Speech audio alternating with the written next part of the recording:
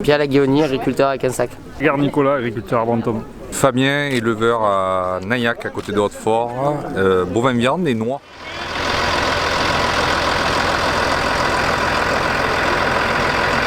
Le but après on la déroule, que tout le monde se couche dedans et on fait une photo tant qu'il y a les médias. On demande une juste rémunération de notre travail. Aujourd'hui, il y a une loi Egalim 2 qui est sortie, qui interdit la profession agricole de vendre en dessous son coût de production.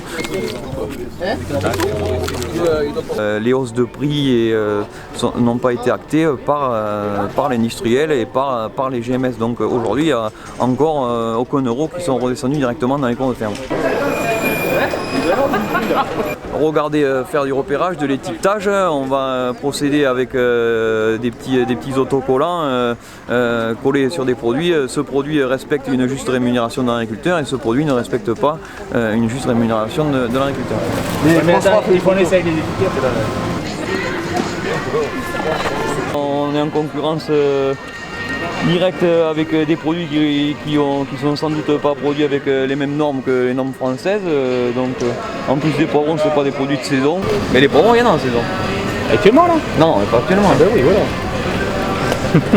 Vous avez fait le tri avant qu'on arrive? Pas du tout. Non. Alors ça, et vous pouvez venir quand vous voulez, n'importe quel jour dans la journée. Non, mais après, voilà, on est là juste pour faire un coup de communication avec. Ça fait assez longtemps qu'on me connaît sur le point. Enfin, bon, voilà. Il y a du lait là-bas.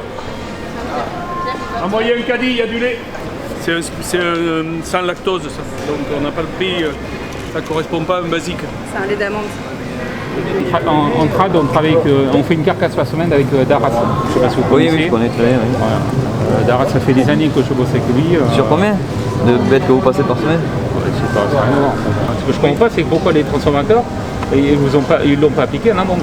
Mais après, quand on rencontre les transformateurs, ils nous disent que c'est vous qui ne voulez pas appliquer des hausses de prix. Donc à chaque fois, c'est un dialogue de sourds. Vous savez pas, vous faites venir Gilles Gauthier si vous voulez, puis on discutera tous les trois, on va voir comment ça se passe.